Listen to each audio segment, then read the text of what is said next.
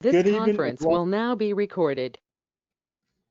good evening, and welcome to Ancan's virtual chat support group for low and intermediate risk prostate cancer for Monday, August the 25th, 2025. A special welcome to our first-time visitors, as well as hello to our regular participants. I am your moderator for this evening, Boykin Jordan, and I will be assisted this evening by Bill Franklin and Stuart Jordan, no relationship, and Ancan's founder, Rick Davis. Ancan would like to note that this group is a peer-to-peer support group and should not be construed as medical advice. We are here to share our collective experience and answer your questions. We hope that we will provide valuable information that we encourage you to discuss with your doctors. Before we begin, Ancan would like to thank our sponsors for all of our prostate cancer virtual support groups. They are Bayer, Novartis, Johnson & Johnson, Myriad Genetics, Telex, Blue Earth Diagnostics, Foundation Medicine, as well as thanking our participant base. If you would like to support Ancan, please visit our website at www.ancan.org. At Ancan, we have multiple prostate cancer groups. For our attendees, we have a group that focuses on active surveillance for those who are considering or have opted to postpone or avoid treatment. Tonight's group, which addresses those with low and immediate risk that are planning for or have had treatment.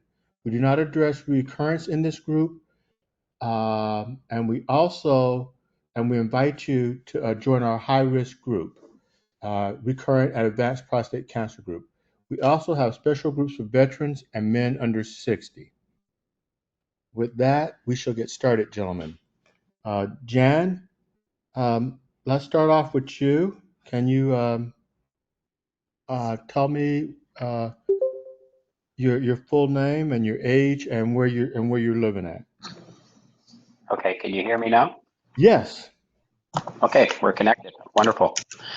My name is Jan Falkowski. I'm 65 years old. I live in a little community of 4,000 called Grand Forks, British Columbia, just north of Spokane, but I'm on the Canadian side of the border. Okay. Thank you. Yep. Okay. Do you have a diagnosis, or just trying to find out a little bit about your background? Do you have a diagnosis yet? Yes, I do. And I was brought here by a close online friend, David Keller, who told me about you men. So David's supporting me through this, and David has my findings and such, the reports. Okay. So, Yeah, we're gonna pull it out of you just a little bit and try to keep it brief so that we can actually help you out a little bit. What was your PSA? PSA was 9.08. 9.08. Okay.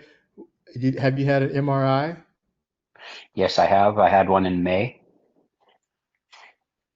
Okay. Have you had a chance to get a biopsy yet? Yes, I had that as well. Okay. For the That was biopsy. July. That was July of this past year, and it showed I have two gross, one 4+3, and the other is 3+4. You said 4+3 and 2+4. Sorry, 4+3, and the second one is 3+4. Okay. Do you know how many cores they did for the sample? I believe they took 10, if not 12. Okay. Okay. What kind of MRI was it? Specifically, was it a fusion MRI? I think you have me on that one. I think it was a targeted. Does that make any sense? Yes. Yes, that does. Okay, I know what you had. Okay, target, got it. Targeted biopsy, you mean? Well, Yeah, yeah, he had a fusion MRI with a targeted biopsy, Blake. That's yeah, what he told us in the other meeting. So yes, yeah. Nope, I got it. Thanks. Thanks, guys. Okay. Have you had a second opinion yet on your biopsy? No, I have not. I've have my urologist who had the radiologist give him the information, and with his expertise, he's asked that he feels it best that I go for radiation therapy. Okay. Okay. Blake and David has his hand raised, and David has the charts Sure. from John. Okay.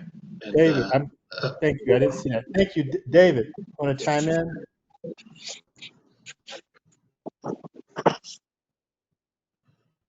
we're not hearing you, David.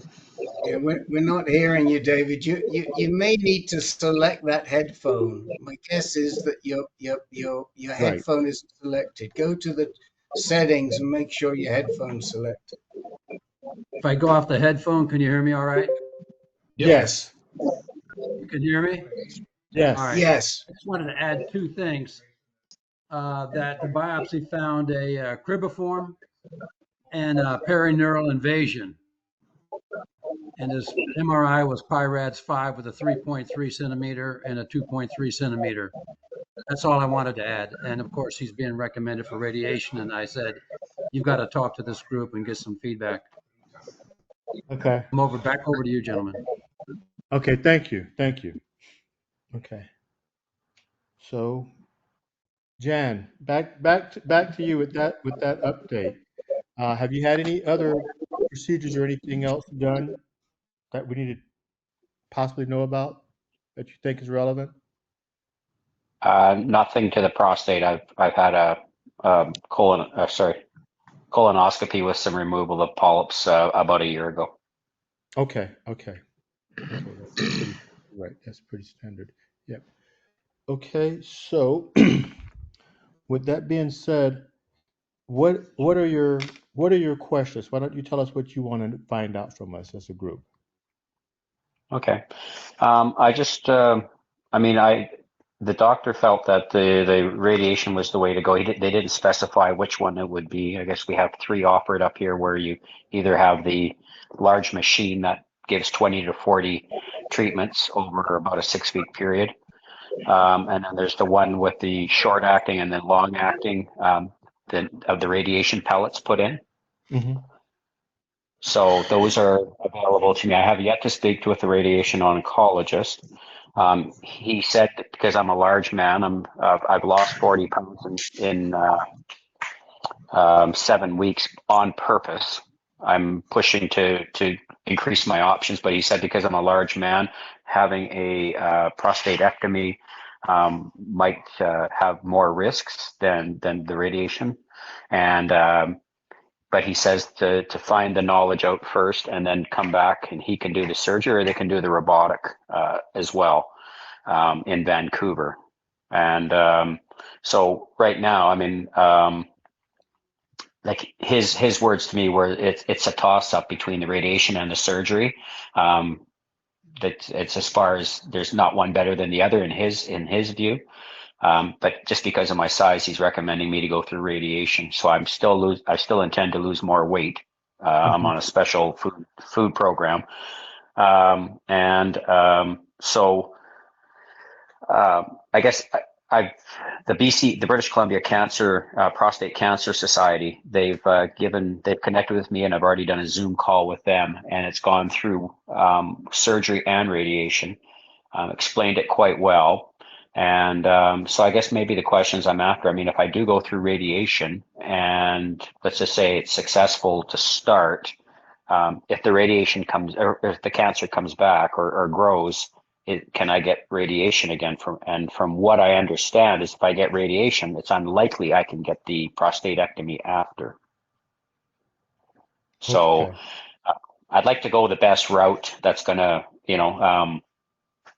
do the best at the beginning. So and maybe I understand with the surgery that if the cancer comes back, I guess there is salvage radiation or something that they can do. Yes. So that's about the limit I know at this point. So that's pretty much where I'm at. Okay. Yeah, if I could jump in, Boykin. When Boykin asked you earlier about have you gotten a second opinion yet, I would urge you before doing any treatment to get a second opinion. Uh, you did say you had not gotten one yet, right? No, no. So we have a couple of gentlemen that we know very well here at Ancan that give second opinions. They're one of them's one of the leading pathologists in the country for prostate cancer biopsies, Jonathan Epstein, and the other one is Mr. Zhao. I forget his first name, Rick. Ming Zhao, Zhao. trained. And let me just clarify, because Bill didn't say this, but we're talking about a second opinion on your biopsy slides, Jan. Mhm. Yeah, just the slides. You don't have to get another biopsy. Yeah. But yeah. So what you I would do really is enjoyed the request. first one. We'd give you. Yeah, I had one, and I think a lot of other gentlemen here have had one or two. Right. But what we would do is we can provide you the information in the chat window, and you can request that your doctor send the information to these gentlemen, one of them at least, and then once you get that second opinion, you know it could be a better reading, it could be a worse reading. If there was cribriform found, they'll probably still find cribriform in a second reading. So the chat window, I know you're on the phone, you're on a phone, but the chat window are the two little squares, and if you click on them, if you click on the link or the links, that they will open in your browser. I'm not sure how this all works on the phone, but certainly David can help you. He can download them, send them to you later. But your situation, the reason you first of all, both your cores are fairly long. We're not talking millimeters, we're talking centimeters, if I heard you if I heard David correctly. We're talking 3.3 centimeters and 2.3 centimeters, which is a significant amount of cancer. Because we deal with a lot of guys who are talking 2 millimeters, 3 millimeters, but so there's enough cancer there. So the likelihood is that you're going to need treatment anyway. You're probably not a good candidate just to watch this. Mhm. The reason it can be important is because if that 4+3 switch to a 3+4, and if your doctor is of the opinion that you should be doing hormone therapy, and I don't know if this has been discussed with you, but a lot of doctors will want to do hormone therapy with their radiation, the amount of hormone therapy can change. And so it's good to confirm. If you're confirmed as a 4+3, you're looking at more hormone therapy than a 3+4. Have the doctors said anything? You haven't spoken to the radiation oncologist yet, is that correct? That is correct. Right. So one question for him is whether he plans to have you do hormone therapy. I think most doctors but not all, but many doctors in the US would add hormone therapy. The results seem to be better, but not all do. If it were me, I would definitely do it with hormone therapy. And Okay. you'd be looking at somewhere between 4 months, 3 to 4 months, and 9 months. And that's the most important reason, in our view, right now, to get a second opinion, to get clarification on that. Okay. Right.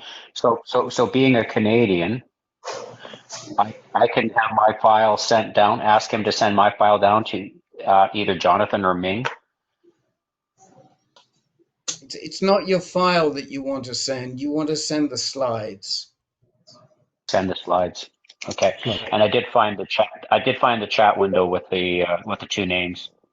Okay. And I emailed those to you as well, John. Okay, I did see them in the chat, and you Okay. did email them. Thank you very much.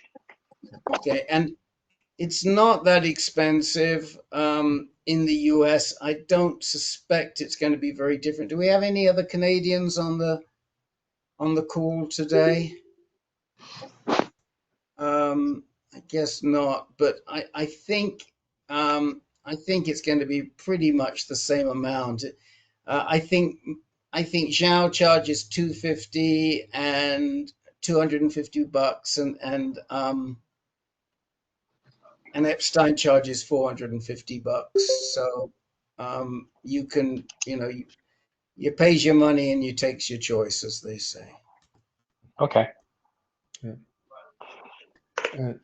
I can talk really quickly to your concerns, like about the radiation. If you do the radiation first, when I was going through my salvage radiation, I can tell you firsthand that I saw people who had come back and it had radiation done a second time, and they also was going through hormone therapy. So when you were talking about if you do radiation first, you can't get treated again with radiation.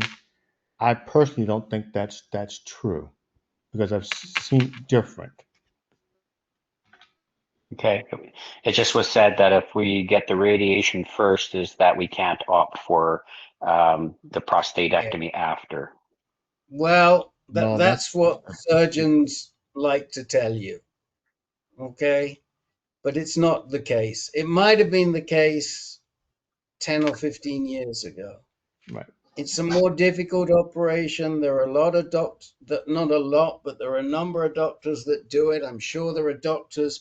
There are some very good surgeons in Canada that will do it. I bet Klotz would do it if I bet Klotz would do a salvage prostatectomy.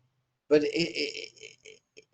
it's a fallacy, and Right. very often it's used by the community urologists in the United States to push people into surgery, and it's not the case. And also now we have different types of treatment other than radiation that might be able to use cryo, Right. laser type treatments. I mean, there are a number of different treatments. So I would just discount that. And so. Okay. Thank you. Yep. Okay. So, Dan, did we get Eric? you? Go ahead. I'm sorry. Somebody had a question. Yeah, Eric has his hand up. Oh, Yeah, Eric, I'm sorry. I didn't see your hand. that's all right. Hey, Jan. I definitely would recommend as well getting a second opinion before choosing any treatment options, just so you know for sure what you got, because that can change your trajectory for sure. And also, have you had any other tests on the aggressiveness of your cancer, like Decipher or My Prostate Score or any of those kind of things? I don't believe so. So those are things that could also help you make a decision Yeah. on. Well, but it's different, Eric. I mean, we don't want to just trot stuff out here. In the AS group, yes, that's true for sure. But if he has 4+3 cancer, I mean, I would not be doing a Decipher test until I got that, or any of those tests until I got it back. And if he has 4+3 cancer, he knows what he's got to do. So yes, some of these genomic tests are important, but you always, when you do any type of test, you've got to say, what will it add in information? And in this case, what it'll add in information for Jan is to help him decide how much hormone therapy he's going to have to do. So he doesn't want to have to do 8 or 9 months when he could get away with 3 or 4 months. That's what the benefit of it is. These tests are very good, but they're really more designed either for men on AS who are deciding whether they need treatment or not, or for men who have had a prostatectomy and are trying to determine do they need follow-up radiation. And that's really where we target those tests. David had a really good question, and I maybe we can get the group to talk about this, which is, what is the best type of radiation to do? Anybody in the group got an opinion on this? I have an opinion. Please do. Well, Rick knows what I went through. So mine was I had 35 treatments. Gosh, what was it? SRT? I'm trying to remember the external beam. Yeah, I can't. I'll have to go back and look at my record. EBRT, Yeah, EBRT. IMRT. 35 treatments. You get 5. They give you weekends off, right? So Monday through Friday, weekends off. 35 treatments for 5 weeks, 6, 7 weeks, right? And it can be pretty grueling. If your radiation oncologist or a radiation individual that you pick offers you something, and of course, definitely feel free to come back here and ask our opinion. Offers you something that's a smaller duration, right? You don't have so many treatments, a lower number of treatments, but an equitable dose. So I just know that by the time I got to the end, I had a bunch of issues, and it was hard for me personally. So that's just my personal opinion. So anybody else? Thank you. Right. Jim has his hand up. Go ahead, Jim. Yes, I had the 5 dose. Initially, they were talking 27 or 40, and I wasn't sure that basically I could last the duration of preparation every other day. I basically have lost a lot of weight, 5 pounds. I'm down to 133. I'm glad, although I'm glad that I have it over. I was sleeping 14 to 16 hours a day after the treatments. It darn near took me down the tubes. But if I had to go over it again, I would do it the same way, because I'm not too sure that I could have lasted the 27 or 40 treatments. Yeah. Stuart, you have your hand up? Yeah. Yeah, I always sort of look at this the other way, because different doctors have different preferences. Mac Roach, he says SBRT CyberKnife is his choice. My doc at MSK prefers Linac. You sort of, I would sort of back into, find the doctor that you like and you have confidence in, and let him tell you what the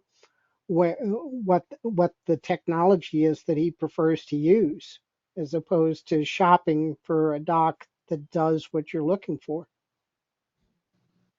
It's the same thing with surgery. Right. You find the surgeon and let him basically tell you which is the way they want to approach it. I don't know just how large you are, but that also could factor into what your options are. I just saw a grand rounds online about a week or so ago, where they were talking about the extra challenges associated, both from a surgical standpoint and from a radiation standpoint. So it's something else that you may want to take into account. Just for what it's worth, the surgeon said that it's his least desirable patient, because there are definitely extra challenges, right down to the fact they may actually would have you get on the table and make sure and check your breathing before they even decided if they were going to do it. So, I'm 280 pounds okay, and that's 5'10". Yeah. That's 280 is not too bad. They were talking about like 380, 400. Yeah. But And from but what I, breathing. from what I'm just, sorry, from what I'm just gathering, I'm basically going to go to a sort of a major, like a regional hospital, and I'm going to get the radiation oncology. I don't believe I really have a choice as far as who I'm just being sent to a radiation oncologist. Right. So I just feel in Canada here we don't shop around much like I understand that you have those options in the States. Right. We in British Columbia we have a large province, but there's like maybe five cancer clinics. Right. I, So I was I, I was going to raise that, Jan, that you know the guys in this group mostly today. We do have some Canadians that attend this group, but the guys in this group today are all American, and they think you have the same options, but you don't.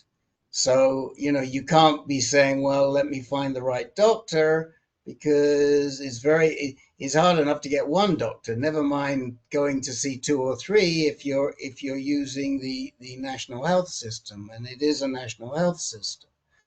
I don't necessarily agree with Stuart, in from the standpoint of, let the doctor pick the doctor and let the doctor use what he wants.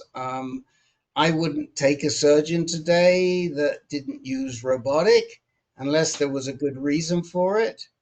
So if a surgeon said to me, yeah, I can do it, but I'm going to do open surgery, I'd say, why? Right. Because I don't want to go through the risks of open surgery. And I think as a patient, you have the right to say that. Similarly, if I thought I could get away with 5 treatments versus 25 or maybe even 45 treatments, depending on what the doctor wants to do and where he wants to radiate, I'd go for the 5 treatments. I mean, these are very significant differences, because 5 treatments you can do in a week, or maybe just over a week. You're talking about 25 treatments. It's 4 months. It's a whole month, 6 weeks, and maybe more. And so that's an inconvenience. So for me as a patient, I want to choose the treatment I'm going to get, and then try and find the best doctor who's willing to administer that treatment. But that's the way I look at it. And everybody, I'm not right or wrong, and Stuart's not right nor wrong. What I would say is this: that you can, in Canada, ask for the SBRT, and if your doc doesn't have it, he'll refer you to somebody who does. You don't have to take the doc who is only going to do 25 treatments. So if you feel you're an appropriate candidate, you need to push hard and advocate for yourself so you can get it in fewer treatments. okay. I don't see a downside in the fewer treatments. That the to the extent that I'm aware of the trials that they've done, the SBRT is considered to be non-inferior to the IMRT, meaning it doesn't produce any worse results. Doesn't say it produces better results, but again, time is a valuable commodity. So when you're in there talking to your radiation oncologist, you want to ask him. Now, he may say your body shape and what have you isn't right for we couldn't do SBRT. That's above my pay grade. And Right. so, the doctor's going to have to tell you that. Mhm. I don't know enough about radiation therapy to know where the implications are there. But that's what I would have to say. And I would say also, oh, go ahead. Let's just see if there's anybody else who wants to say I don't anything. have any other hands, but I was going to see, hearing nothing else, Jan, I was going to offer you a bit of advice. About 2 years ago, I was where you were at, trying to figure out what to do. And what I can share with you is that you're going to get a lot of information. Your questions will get better as you get smarter. So some of the questions that you have today, you may need to come back and ask again tomorrow, and or when you get smarter and you can fine tune your questions. But you've heard a lot of different views and opinions, and that's how you should take all of this and realize that at the end of the day, you're going to have to decide what's the best solution for you. And you're going to have to factor in, as folks have pointed out, you're talking to primarily tonight a bunch of Americans, but you also have the Canadian restraints that you have to deal with, or the Canadian healthcare. I don't want to say restraints, but the healthcare system that you have to factor in that's going to result in a different experience for you. So you just have to kind of take all of this and meld it into, at the end of the day, what makes the best sense for you. So I hope we've helped you tonight. And you have any other closing, any other questions? No, I have some things to go on here, and like you say, I'll get smarter and on this. And again, I appreciate everyone's help here, your wisdom, and David, thank you again for bringing me here. I'll remain through the meeting here and learn more, and I'll check in on the advanced group too. So thank you very much. John, I'll just add real quick that not knowing the Canadian healthcare system at all, that we do have other members from Canada that come to a lot of our groups, and I'm sure we can find someone who'd be happy to talk to you about their experience in Canada with the healthcare system and everything. So we can work on that also.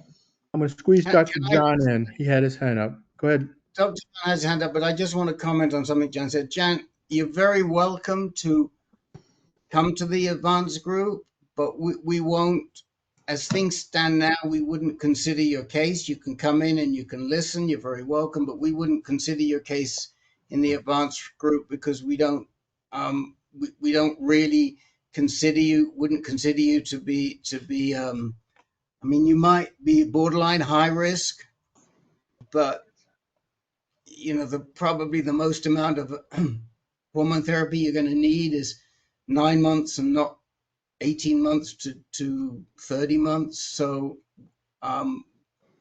we wouldn't take the groups. We wouldn't occupy the group with your situation, but you're very welcome to come and listen. And that's a good thing. Yeah. The category they're excluding you in. So. Right. I came into that group 2 weeks ago, and you gentlemen told me that, I'm in the wrong group.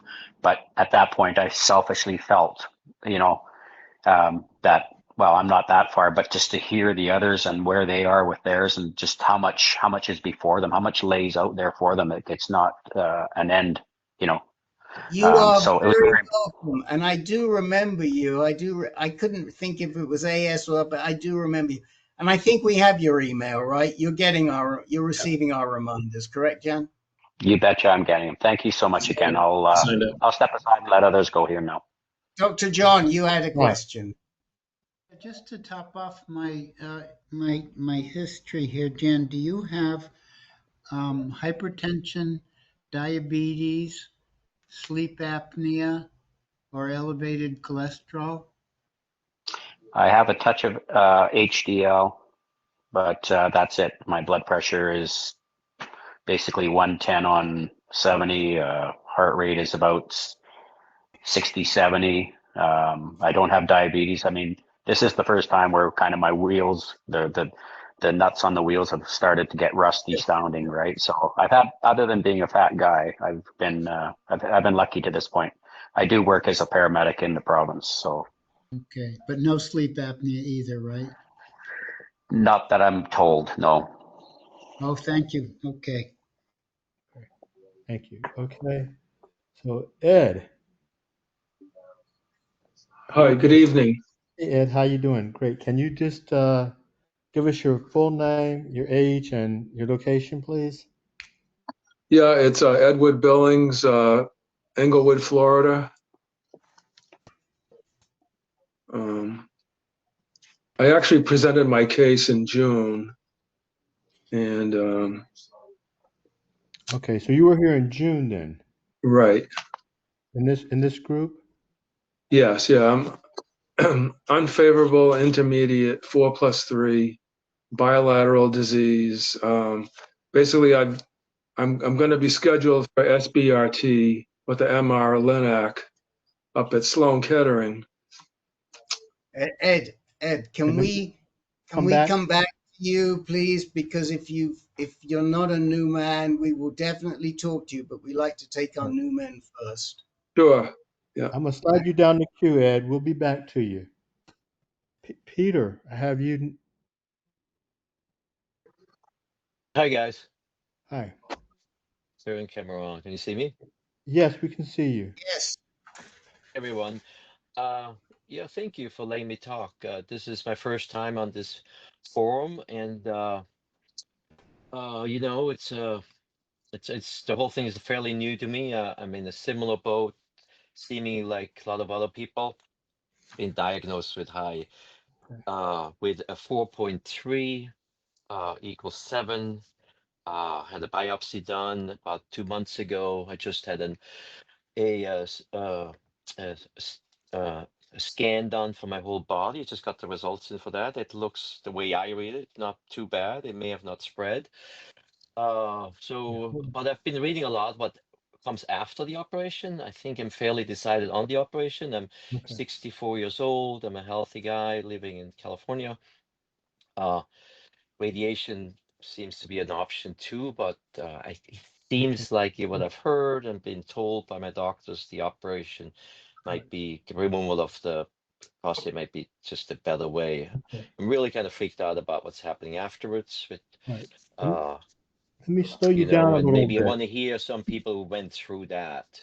How Okay. bad is it? The urine control, and then of course the erectile dysfunction and how long that lasts and stuff. Okay. Peter, we're going to back you up just a little bit because I know we need to get a little bit more information from you. What's your age? 64 64. Okay. And where do you live? in California, Okay. Mill Valley. Okay. And then Mill Valley. yeah. Oh, oh. Where in Mill Valley, Peter? Right in town, above the high school. Do you know where it is? Yeah, I used to live in on Molino. Oh, okay, yeah, right near you there. It's Yeah, a great yeah. town. As you came down Molino, right to the bottom to Miller, right as you came, there was a little red barn right on the corner. It looked like you were going to drive into that red barn, and I lived on the top floor of that red barn. Oh, nice. All right. I think seven I know it is years. what it is. Yeah. Yeah, yeah, yeah, yeah. And where are you? But I just I'll ask Ancan. I'll ask Boykin's next question, and then we can go back. Who are the urologists that are telling you this? Our friends at Uh, Marin Urology? yes. Uh-huh. Yes. Uh, Well, yes. Dr. Well, Newworth and Dr. Chen and Dr. Yu. yes. Yes. Yes. Yes. We know them well. So Is um, that a good thing you know them well, or am I they wouldn't be my choice. Let's put it that way. They weren't my really? choice. Yeah, they Oh, weren't wow, my choice. okay. What? Go ahead, Boykin. Go through Okay. go So I through the think I was rest. at the MRI. So you've already had your MRI and you've had the biopsy 2 months ago. How many Yes. how many cores were positive? What um, Uh, Gosh, I'd have to read through them. There's like 15, okay. So you did and 15. prostate core biopsy. Uh, it's not that easy for me to see which ones were and how many. Okay, but you Uh, said at least one was 4.4 plus 3. 4 plus 3, yeah, at least one, yes. Okay. Yeah. Okay. Did they give you a Gleason score? 4 plus 3. Never mind. Done me. Got it. The MRI, do you know what type of MRI you had? I believe just like Jan said, I think it was a similar one. I didn't know there were Targeted? two Okay. types. Okay. Got it. Okay. And have you gotten a second opinion yet on your biopsy? I have not. They Okay. seem pretty confident over there, and actually, I liked the way they talked to me, and didn't think I should Okay. maybe get one, but maybe I don't know. You guys think I should get a second opinion? Yes. On the We slides. do think you On should the get a second slides. On the opinion. slides. That's kind of standard. On your slides, we should get a second opinion on the biopsy slides. On the slide? Yes. You don't need a second Okay. biopsy. That's not what we're saying. Yeah. Right, right. And can I call or email that doctor you had mentioned? Yes, you can go back. That's in the chat. I don't know if you can see it in the chat, but it's Yeah, I took a photo. Yeah, okay. Jonathan Epstein. Yes. Yeah. Okay. Or Ming Zhao, either Ming Zhao or Jonathan Epstein. Both of those doctors will talk to you. Forgot to Okay. tell Oh, that that's amazing. to Jan. They love to talk to you. So Oh, if they really? reread those slides and they've got any thoughts, Uh-huh. they'll pick up the phone and they'll call you and talk to you about those slides. Okay. So is the slide what I see on my chart, or the autopsy results, biopsy results? But yeah, we hope it's not an autopsy result. Yeah. Yeah, the actual, so you'll request the actual, the slides to I be, can the see this. pictures to I be don't think you sent to see those that. gentlemen. Yeah. You So can see that. It no, won't be your it's chart, not. it'll be the No, it's actual not. slide results. It's the It's the actual pathology slides. report, right? No, it's not. Don't send them the report. They want to get you a second opinion. They need the actual biological materials, a copy of it. Okay. They'll get that. I need a sample of that. They're pathologists and they're gonna read the slides, just like the pathologist that gave you that report Right. did. And they're Uh-huh. gonna give you their own report. Right. Right, and don't let Works tell you, well, it's not going to change anything or this, that, and the other, because that's sort of a line that we've heard before. You tell them, no, I want a second opinion on these slides, either with Dr. Epstein or Dr. Zhao. Okay. Mhm.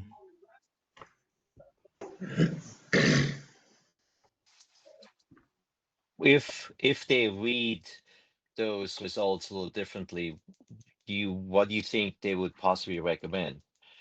Maybe But wait we, or well, it really depends on, we don't have a good feel for your biopsy report. We don't know Right. how many right, slides are positive, and we don't right, know how Correct. much cancer is shown on each slide. Now, you can pick that up by reading that carefully. It's a bit of a pain, but it's uh-huh, worth educating yourself. If you go through each one, you right, can come back here in 2 weeks and say to us, well, they did 15 cores, five were positive. This is how much cancer there was in each one, and how much mm-hmm, floor I had.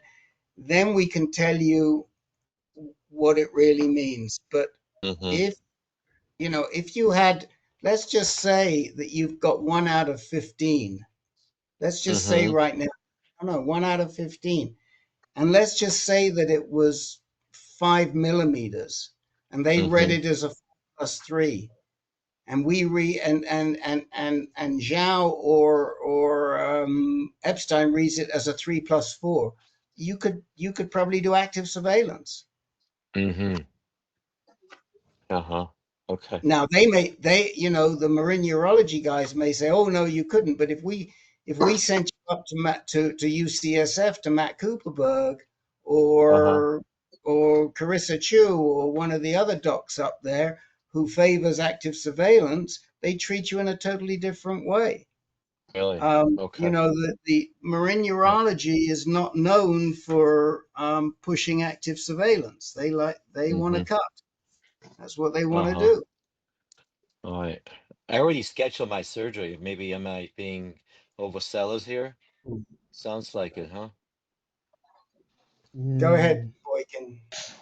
I was. You need to get the second opinion because I Okay.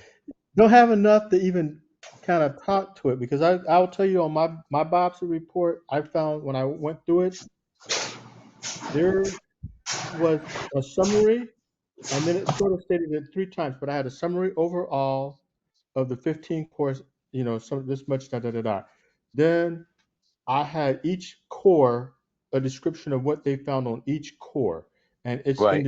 and how much was this much, how much was this much, and then a tertiary.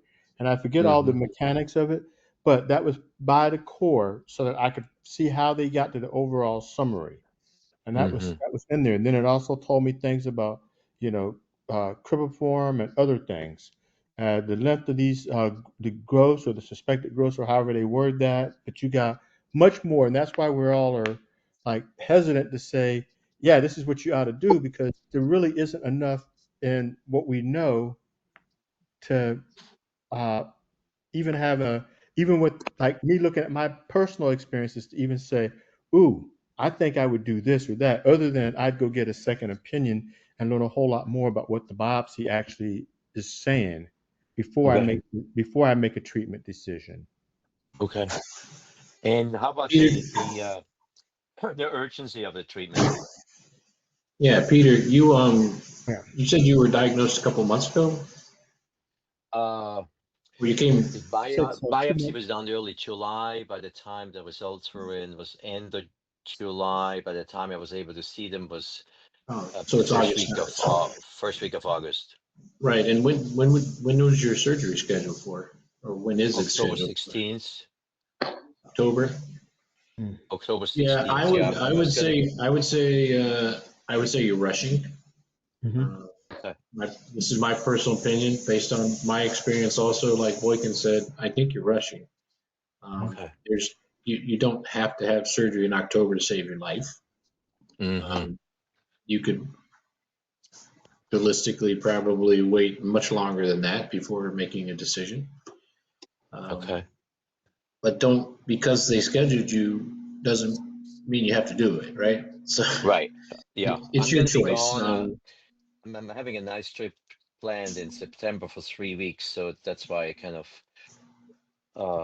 but you're right, I don't have to do it. I can always cancel it. There's no I problem would there. definitely get a second opinion. I Yes. wouldn't Okay. rush into surgery until you learn a lot more, as Boykin said, learn more about what that report is telling you. Mm-hmm. Definitely feel free to come back here and get as much advice as you want with the information you have in that report and the information from the second opinion. Right. Okay. I felt like I rushed into surgery, Uh-huh. but it turned out I had a more serious disease Right. than my biopsy showed because I did not get a targeted biopsy with a MRI, fusion MRI. This was over 10 years ago, and I had a blind biopsy, and they didn't see all my cancer in the blind biopsy, which is the targeted fusion MRI biopsy is now, we don't recommend anybody get a blind biopsy. And if your doctor did a blind biopsy, you should probably go to a different urologist. Right. I don't think I'm not sure what a blind biopsy is. Well, He it's when you don't have an MRI guiding the where they select oh to no, he was looking take the at the samples from. MRI. Yeah. Yeah, I remember that. Well, in my case, all he did was use ultrasound to see where my prostate was when he stuck the needle in it, but he had no idea where cancer was in my prostate. Wow. Your Okay. MRI gives them a better idea of an area to Right. hit versus Uh-huh. what I did. And Okay. again, I'm from long ago, so Right. and 10 years ago was long ago actually in prostate cancer. What Yeah. they're doing Yeah. with prostate cancer. So. Peter, do you recall if the MRI machine was a 1.5T or a 3T? I do not. That would be in the report, I think, actually, wouldn't it? I don't know if it's in the report or not. Was it at Marin General that you did the MRI? No, it was was it Marin General? Jesus, I've been to so many doctors. No, it was not in Marin General. It was in Larkspur, where they Okay. Eliseo Drive, where they all are. Yeah, I do know where they all are. Well, I would want to be sure that was done with a 3T and not a 1.5T. Not that I would 3T. say redo it, but it would give me some hesitation if those guys are sending people over. Everybody cross refers here, and they don't really think about the patient, and then they get these results and they rush you into surgery, and they hope you don't come to a group like ours. And so that we're saying, well, did you do this? Did you do that? Because they don't tell you, and it's a money making biz. I mean, I know a couple of those because I used to row at Marin Rowing, and I know a couple of those docs from Marin Rowing. Right. And we want to make sure you get the best treatment. So when you come back to us, hopefully, as you will in 2 weeks' time, and the next meeting I will, is which is when? the 25th, guys. Am I right? Is it Mm, Monday the 25th? No, wait a minute. no, it should have to be earlier than that. No. Sorry. The Today, next today's meeting. Monday, the 25th, Rick. Yes, you're right. You're right. I'm a little confused. It's going to be the That's for the 8th? 15th of September. It's going to be. Okay. No, Okay. it isn't. Yes, it's going to. No, it isn't. I'm sorry. The I'm wrong. 8th? Is it the 8th of September? The 8th. Yes, the 8th. The The 8th 8 of is 2 December. weeks from today. Yeah. Okay. Right. It's going to be the 8th. When you come back, we're going to be. We hope you'll have the information, and you can sit down with Wirtz and say, I want to go through all of this. You know, how many Right, cores right. we're living, and how much cancer is in each core, and how much four is in each core. He's not going to be that happy about it, Mm-hmm. but he needs to explain that biopsy report to you. The other Right, thing right. you could do, have you been to the support group at Marin General? No, I didn't know there was one actually, Marine General. Yeah, I started off there. It's run by a older gent who was my mentor called Stan Rosenfeld. He Okay. can, it's usually well attended. They'll give you some guidance. You can tell them you've spoken to us at Ancan and we said, it's another source of information. They meet weekly, which is very unusual. Mm-hmm. But I think on a Tuesday, but I'm not sure. But Okay, I'll yeah, find out. you ask over and ask Marin. Marin Urology knows exactly what time they meet and where. Used to be Okay. in Marin General. This is wonderful information. Not wonderful, but very, very helpful. And Okay. I guess I got some homework to do and just kind Mhm. of reading Pump the brakes. a Right. little more about what's going on afterwards, and that kind of freaked me out today because the life quality doesn't seem to be wonderful after an operation for a little while there. So Right. Have So you had a chance? Go ahead, Rick. I'm sorry. I was going to go to Stuart, and then let's come back to you and me to close it out. Stuart, you had something you wanted to say. Yeah, I thank just you. wanted to mention, you're fortunate based on location, and UCSF is a center of excellence. And after you get your second opinions on the slides to get a, clean second opinion on treatment options, I would definitely plan on talking to one of the doctors at UCSF to get their perspective on your situation before you make any decision. Okay, I'll It's, definitely do that. it'll be an afternoon well invested to just go over. They will look at your MRI, they will look at your slides as well, and they'll give you whatever they think is your best options. Okay, thank you, Stuart. Hey, Jerry, you have your hand up? Yeah, thanks. I just wanted to introduce myself because I'm new to the group also, and I don't think I mentioned that earlier. But this is it's a great group, and I'm learning quite a bit. And I had some questions. I don't know if it's okay for me to ask or not, but We'll uh, come to you. It will We'll come come to to you. you. I'll work you in. I'll work you in. We'll get Okay. we'll I'm gonna give get you you after some 2 time. people. Yes, but we'll get to you before we go tonight. yeah, thank you. Okay. So let me. I think since we have another new gent, then let me just sort of sum this up. I happen to know the lie of the land pretty good where you are, probably better than anywhere else because I was diagnosed in 2007 when I was living in Marin. Can't exactly remember where I was living when I got diagnosed, but that doesn't matter.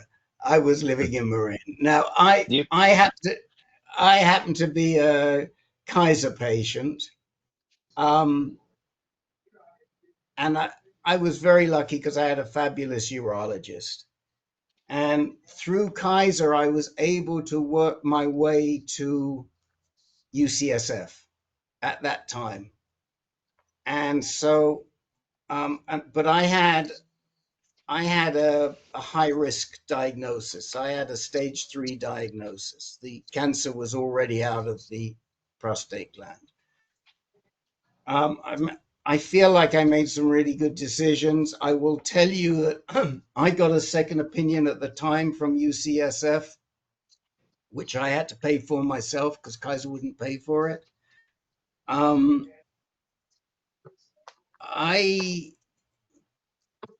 As Stuart said, we'd strongly suggest getting treated at a center of excellence because there's no motivation for them, financial motivation for them to operate. It makes no difference if they do or they don't. If you can get a second opinion with somebody like Peter Carroll, which we could probably, Stan Rosenfeld can arrange that. We can arrange that because he'll see you and tell you that there's a good chance you can get in. And he is literally one of people say this, but this is the truth. He's one of the best, most senior urologists in the whole of the United States right now, if not the world, and recognized as such. Yeah. He's the former chief at UCSF, chief urologist at UCSF. Wonderful. And we want to make sure that you're not getting surgery when you don't need it, because people are very anxious. The docs rush you into surgery, and there is a huge amount of treatment regret. Go to our website and put in the search engine treatment regret. If you keep an eye, I'll find the webinar we did on treatment regret. There are a lot of people with treatment regret. If you come into our more senior group and ask those people, there are many of them. Once we know your diagnosis, one of the things we're going to do is have you run a nomogram, which is kind of like do you know what a nomogram is? I do not. It's a predictor to say how likely it is that you're going to need more treatment than just the surgery.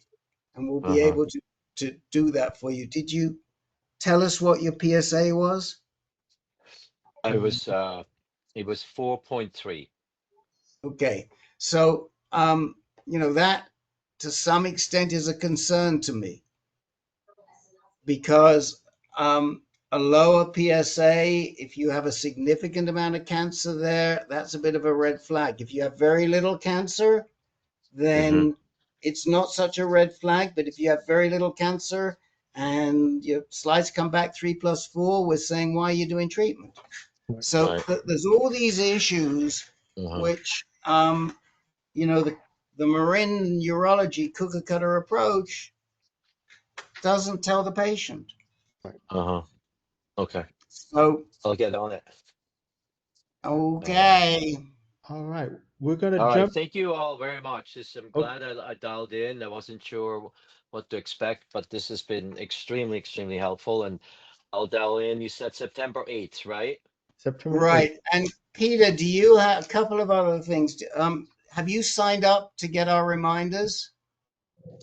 I believe so. I got an email yesterday or 2 days ago for this tonight. Okay, then you have. So the other group that I want to mention to you is Men Speaking Freely, which will meet it meets twice a month. And rather than me tell you about Men Speaking Freely, because everybody here should know about Men Speaking Freely, I'm going to ask one of our Men Speaking Freely moderators, Dr. John Antonucci. Hi. Wonderful. Men Speaking Freely is a different kind of group than this one. Instead of talking about technical issues, treatment issues, and decisions, we talk about the emotional aspects of having a serious illness. It doesn't have to be prostate cancer. So it's men only. We don't record it. It's confidential. It meets for an hour and a half twice a month in this same room of the Ancan website. And you'll be welcome to come. And if it sounds interesting, Rick will put you on the list for getting a reminder, which I should be sending out probably next weekend or something like that. Right. Rick, just to maybe finish this up before somebody else gets a chance.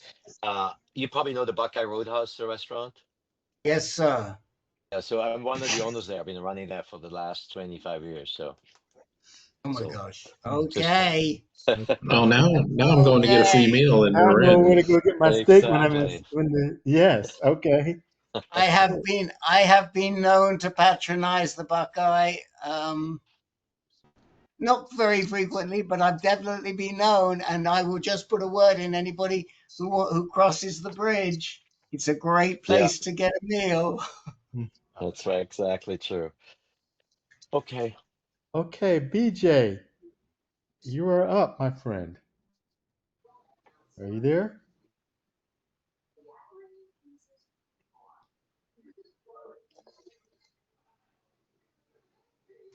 BJ, you there?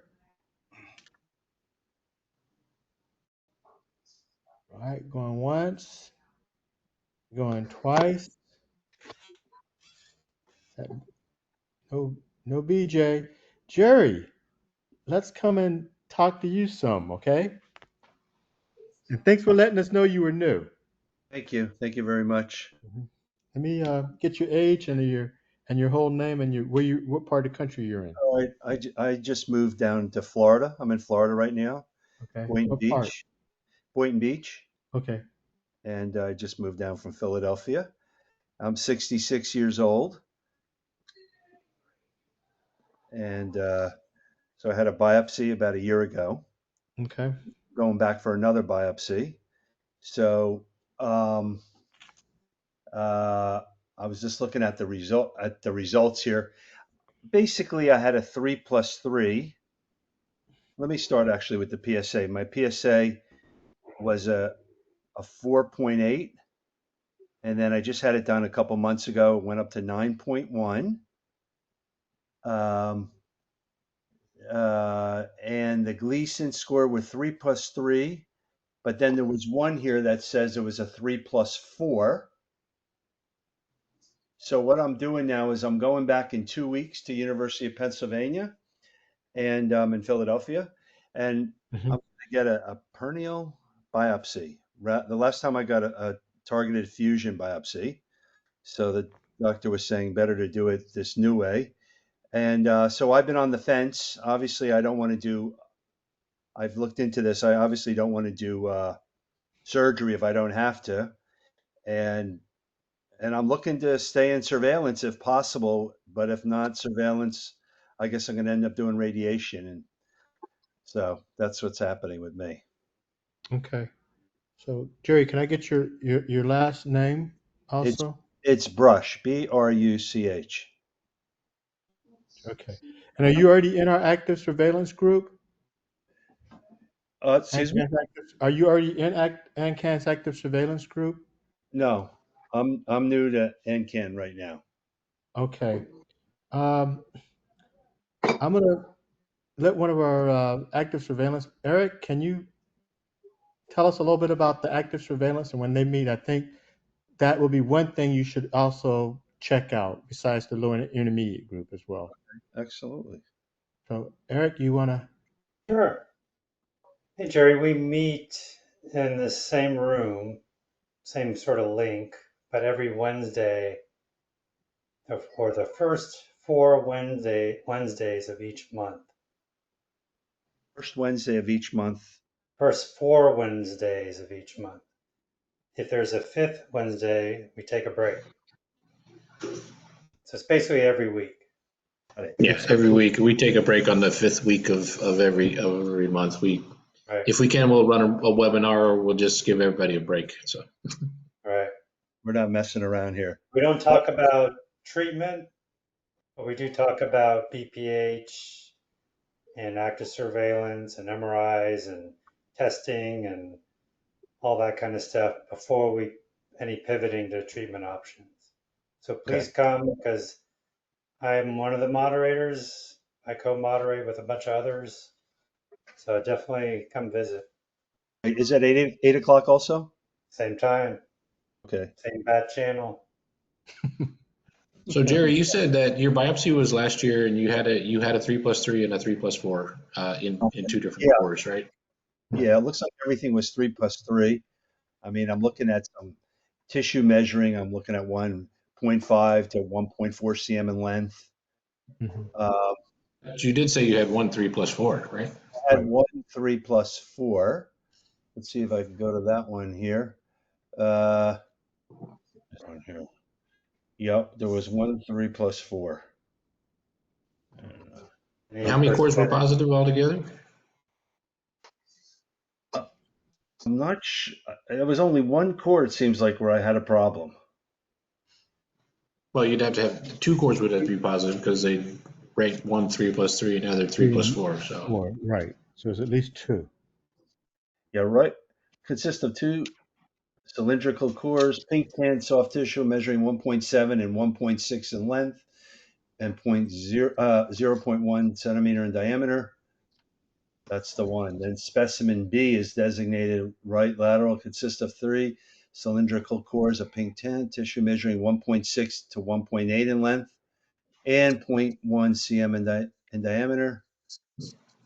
And then I'm not really sure what I'm reading here. The specimen C, right interior, consists of three cylindrical cores, tissue measuring 1.3 to 1.6 in length and 0.1 cm in diameter. yeah, so if there was a positive core, they give you a Gleason score, right? So I'd say personally, you're fine to go get the second biopsy, but then as we urged everybody else here that you heard, get a second opinion on that one also, right? So those links that we put in the chat window, you'll get your biopsy report from the doctors you're using now, and then send it off to Epstein or Zhao, and get a second opinion on that one also. So especially since you're if you were 3+3 and a 3+4, you're could be a prime candidate for active surveillance. Right. But if it's advanced in a year, you definitely want a second opinion before you decide to go get surgery or radiation. So yeah, that's why I'm going for another. I was concerned even to get another biopsy, but I figured better safe. I'm thinking better safe than sorry, and I researched getting another biopsy. It's not. Some people say don't do it, but after researching, it doesn't seem like it. It seems like it was the thing I had to do just to be sure that I'm on the right track. Eric has his hand up, and I think that men in active surveillance will tell you that they've had multiple biopsies. Eric? Right. Yeah. Yeah, if you're going to get a second one, are you getting an MRI first beforehand? No, he didn't seem to. No, I don't believe so. If it was me, I would want the second biopsy to be targeted. Right. And they use an MRI scan to target the lesions that they find. Yeah, they may do micro ultrasound. They may be doing micro ultrasound, Eric. It's a possibility, yeah. At University of Pennsylvania, I think we've had other people, or I may be confusing it with Fox Chase, but it definitely has to be targeted. So if they're not using micro ultrasound, you need an MRI first. Okay. You definitely want the term fusion guided biopsy. Okay. But so the guide is from either an MRI it's all or guided. So, yeah, but when you're doing, is it called perennial? Do they do that for? That's the access method. Transperineal. So they do that for that procedure rather than they do that for that procedure also. We are getting the MRI for that also. Right.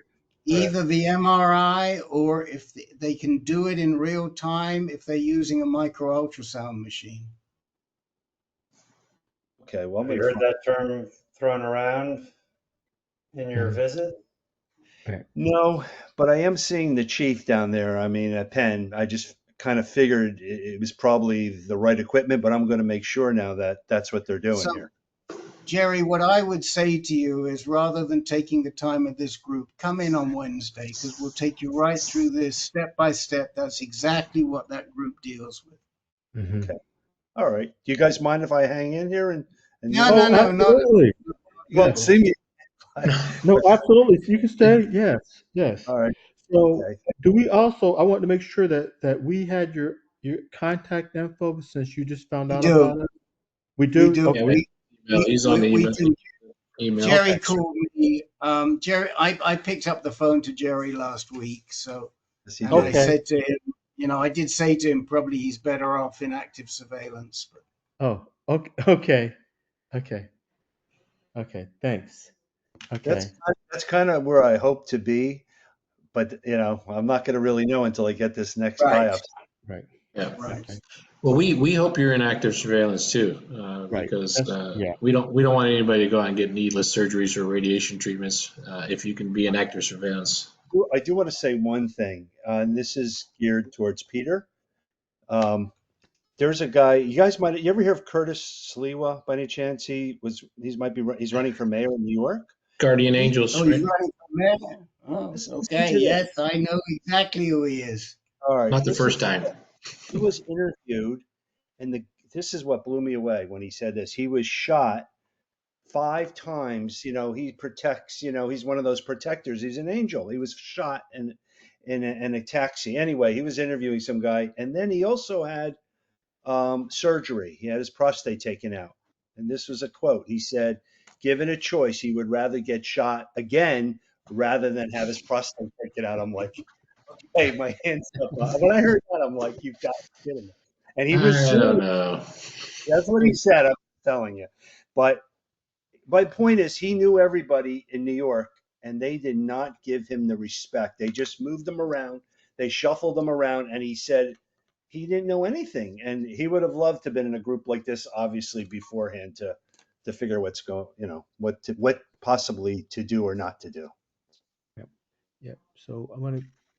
Hey, Peter, I see your comments in the chat. Yes, I Um. just, if I may add something, is that okay? Just you Uh. had asked me a couple of Yes. questions regarding the MRI. Mhm. I think I just found the results. I didn't should have brought them. It is let's just see it, Jesus. It's a 3T. It was performed at 3T following medication reconciliation and pre and post. So you had to have what kind of MRI machine was it? It's a 3T. It looks like it. 3T. Okay. That's Yeah. good. That's good. Okay. And it's a segmentation of the prostate was performed in DynaCAD in preparation for MRI ultrasound fusion biopsy with UroNav. Okay. Okay. Okay. All right. That's the good Sorry. one to have. Yes. Not that there's a good biopsy, but if you have to have Yeah. one, that's the good one to That's have. what you want. Yeah. Yeah. Okay. So. And Jerry, I would say that a lot of people are saying the perineal is easier to recover from than the Right. transrectal, but you'll be the guy to give us the best advice if you've had one of each. So when you come back after that, Can't wait. Okay. So I'm gonna double back to BJ one more time. BJ. Anything? Okay. He I just see. wanted to listen. Okay. All right. Great. So let's work on the old guys now. Let's go to Jim. Yes, can you hear me? Yes. Okay. Yeah, initially my thought was 2 minutes. What I'm looking for is kind of inputs. I'm kind of hoping to come off of the Orgovix. It's almost 8 months. I was scheduled initially to be on for a year and a half. I had a Gleason score of 8. I had a 12.1 PSA. The Orgovix, after the 5 treatments, ended in February 28th of the radiation. The Orgovix has done a job where it's come down to 0.1. It was confirmed 3 months later, which was 2 weeks ago, to 0.1. The problem is it's knocking the crap out of me, and I have multiple other problems. I have heart issues. I have 4 heart stents. I have MS, which basically has been reasonably under control, but I was diagnosed also with severe sleep apnea, which I also mentioned or heard John raise a question there on sleep apnea. I'm about to go on the equipment. I had an X-ray last week and an MRI on Thursday, which I'll find out the results tomorrow.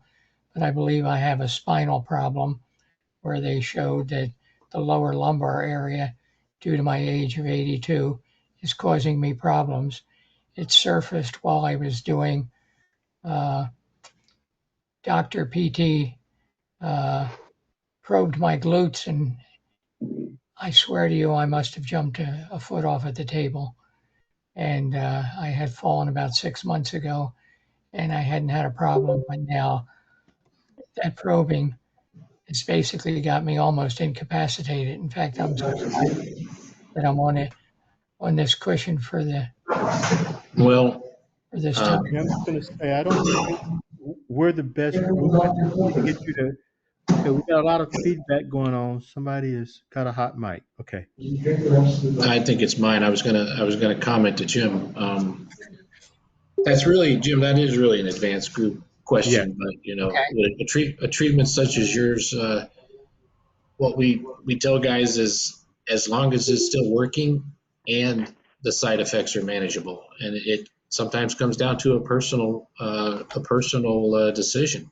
So, but yeah, it's really more of a question for the guys in the advanced group. You're not going to find very many guys here except for as moderators that So probably check have in been tomorrow. treated. Yeah. Probably check in tomorrow. And Oh, definitely. You'll have more opinions there.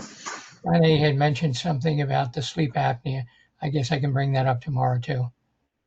Yeah, well, I think it's the overall piece of what you're talking about, because the guys in this group aren't at that dealing with the kinds of things that you were talking about. I've sat in a high risk group before, and so. Got it. Thank you. Okay. Wait. See. Boykin? Yes, Jim. Go ahead. Excuse me, Jim. It'll be a week. It'll be next Monday, not tomorrow night. No. Okay. In the high risk group. There's a high risk group. Today's Monday, right? There's a high risk group tomorrow night. In fact, Dr. John's. Oh, okay. Oh, no, I'm sorry. Yes, Dr. John's in the hot seat. Okay. I will be there, but then I completely forgot about that one. I thought it was the 4th. Okay, it was the 5th one. Okay. Thank you. I'll tune in tomorrow. That'll be at 6 p.m., Jim, tomorrow. 6 p.m. Yes, Thank you. that's earlier. The Tuesday one's always at 6 p.m. Thank you. Okay. So Eric did want some time, but he had to leave. I saw his note. He had to drop off. Stuart, we're up to you. You asked for some time. Yeah, mine's real quick. I'm 9 months after treatment, after the end of my treatment, and my third PSA test every 3 months is now down to 0.29. So it continues to go down. So I see Dr. Nagar right after Labor Day, and then aiming for 12-month MRI and confirmatory biopsy. So all good news from here. Thanks. So thanks for that good news. Okay. So I see a couple new folks. Well, I'm not gonna new, at least on this call tonight. Have popped in. We have. First of all, we pushed Edward back, Ancan. Ancan. Oh no, Jesus! Did I miss him? I'm sorry. Yes, you missed Edward because he started telling us about he's back. We called him as a newbie, but he wasn't really a newbie, and we said we'd come back to him. You're right. Sorry, Edward. Thank you, Rick. Edward.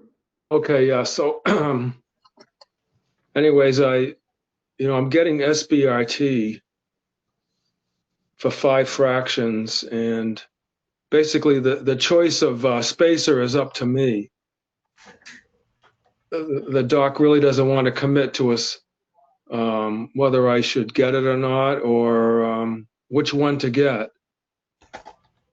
So, I'm seeing, there's a lot of news about maybe toxicity with stories coming up with space ore. And I'm wondering maybe that's just because so many people have had it that, a few of these issues come up. But I mean, there's also Barrigel, and there's even a space ore view. And I'm wondering, anybody care to comment on which type of space ore to get? Or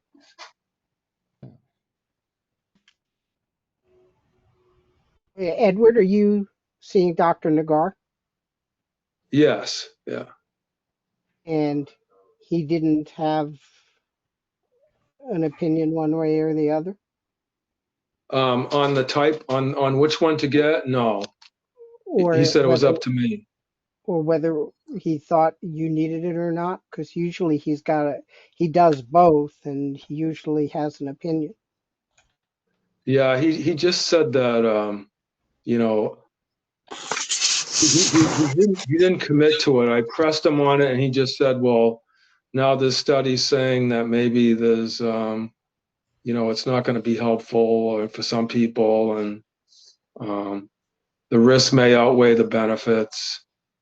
So, Do you have any history of GI issues? no. And where is the target of your cancer located? Left lateral peripheral zone in the apex. And there's another one in the right side in the anterior midline.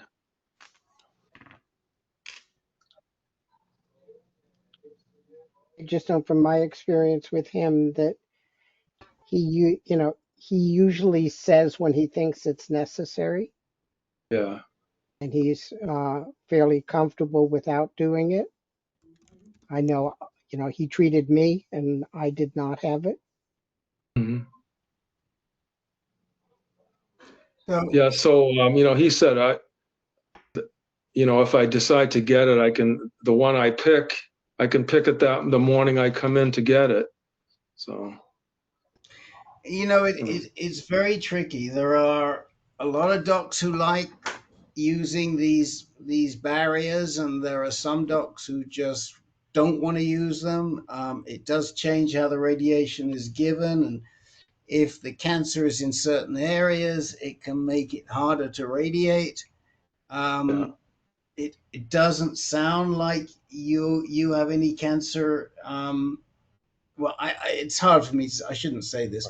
I think that if Nagar is not pushing a barrier, and he uses them, I would go with him. I mean, he's a great doc. He knows what he's doing. I had a doctor who who doesn't like the barriers, although they were experimental back in the day when I was doing them.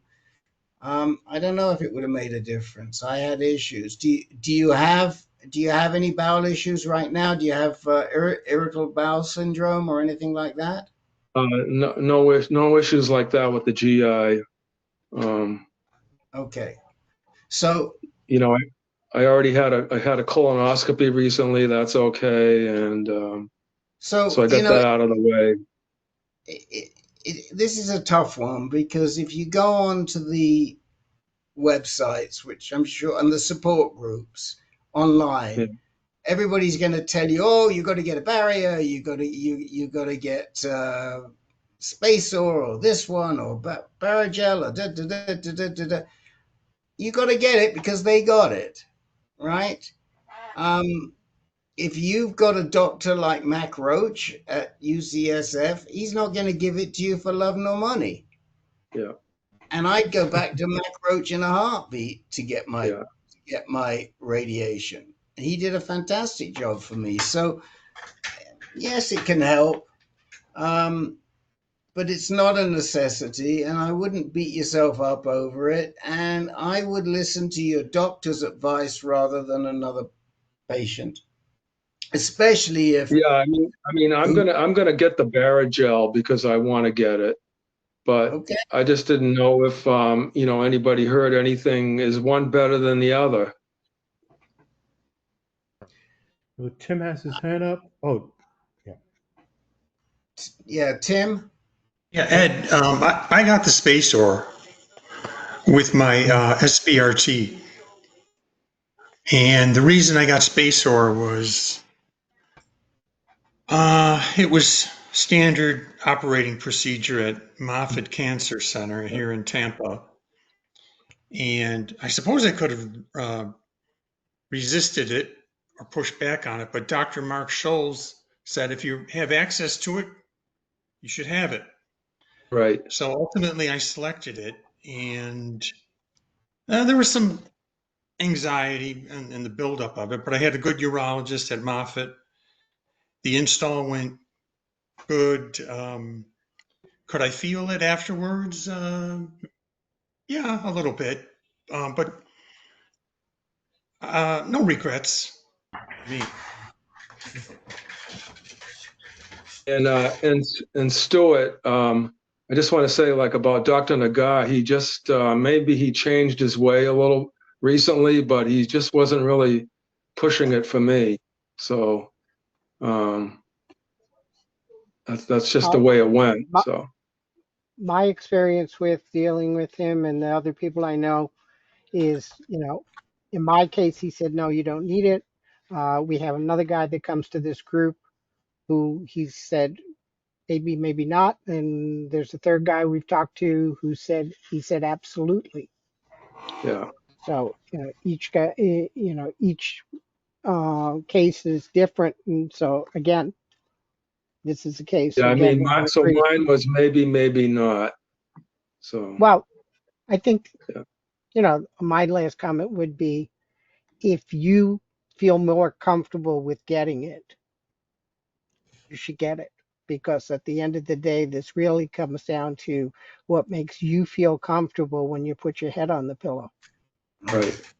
And this, Yeah. if this is going to help do that, and he's not advising against it, I would just do it and not worry about it anymore. Yeah. So Paul has his hand up.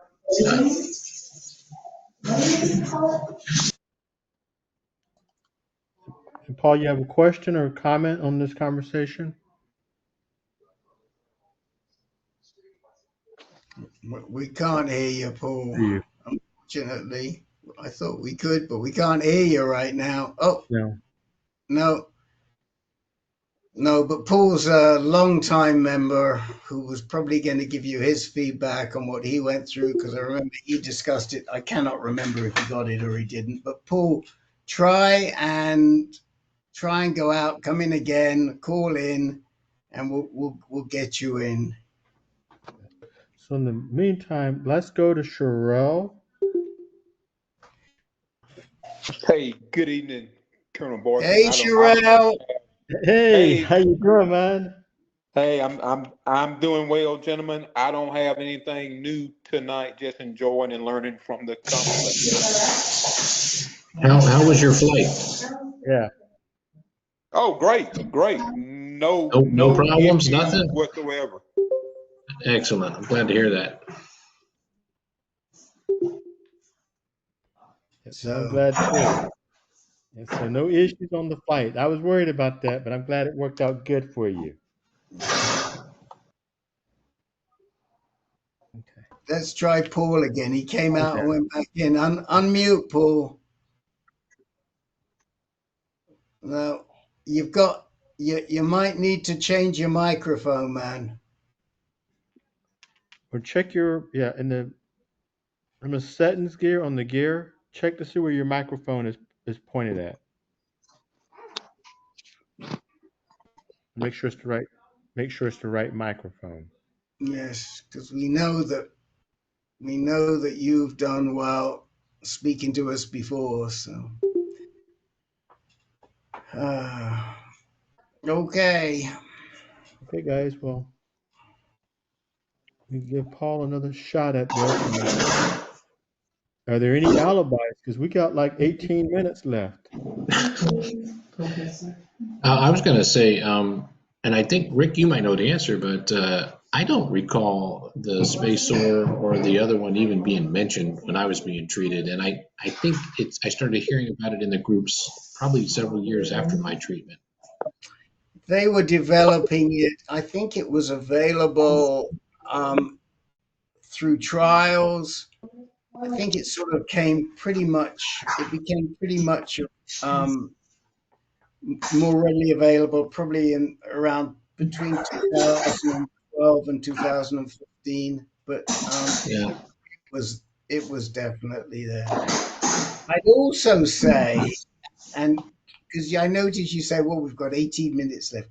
This group was supposed to be an hour and a half group because we never got the 40 odd men in this group that we get. Oh, okay. But so I always think of it as an hour and a half group. Now there was somebody who wanted to take it longer to speak more, but I don't know. When the size that it is, if we finish in 90 minutes or so, we're doing good. And if we have to go over, we go over. And you've done great tonight. You've managed it perfectly. Managed it perfectly. Paul, can we unmute? All right. Yes. Apollo, Apollo to Got you. Houston. Apollo Houston.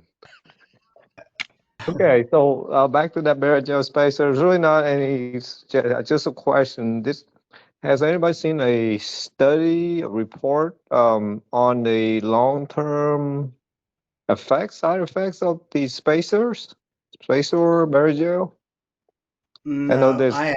Yeah, I think the question of which one is really what's available that your doctor has or what he or she's comfortable with. But, my oncologist said, well, I can do both, but I prefer this one. So I just went. I mean, I had trust in him, so I went with that. Now, there was never a question: do I need it or not? My opinion, just like the previous gentleman said, if it buys you more comfort, peace of mind, then go for it. But if there's a long-term study with possible side effects, yes, consider that. But if there are none, then why not? I mean, if you make you sleep better at night, knowing you got some protection. So yeah, that's it. Yeah. Well, I'm glad Yeah, we got to hear you. I don't know what was going on before, but I'm glad we got to hear you. How are you doing? Okay. Yeah, I'm first. I reported a couple sessions ago. My first PSA 3 months post external 28-day treatment went from about 9 to 1.06, which is a lot faster than I expected. Good. Yeah, so I guess that's good. So the next one is coming up in October, mid-October. So my oncologist said we're looking for the nadir, right? That point. So once you reach there, and he just wanted to see it comfortable sitting there. He actually didn't mention he's good with staying above 1. Right now it's 1.06, but he said he's good with that as long as it stays stable like that. Then he's good. Yeah. Well, did he tell you there could be a bounce? Yeah, he did say. I mean, I did read about that, so I asked him about them, and there should be expected maybe some bouncing up, and don't sweat it out. And he said that's correct. Yeah, don't lose sleep. Oh, it can spike up and come back down. Right. So it's a long process, and he did add that nadir usually you're not going to get close to that nadir point at least minimum 6 to 9 months post treatment. Correct. Yeah. So so I think hopefully praying that things will stable or go down a little more and stay there. So that's before we close out, I should probably should have done it earlier, but I should probably do a quick pitch for PCRI, because a lot of these questions that you guys have here, you can get answered by the doctors in some of the smaller sessions. There's a lot of good information at PCRI. They've got some good speakers this year. Dr. Kishan's going to be there. Matt Cooperberg's going to be there. Elizabeth Heath is going to be there. Mulhall is going to be there. So these are all decent names. I don't think it's available virtually. This is their live conference, which they don't put on which they don't make available virtually. Ancan will have a table.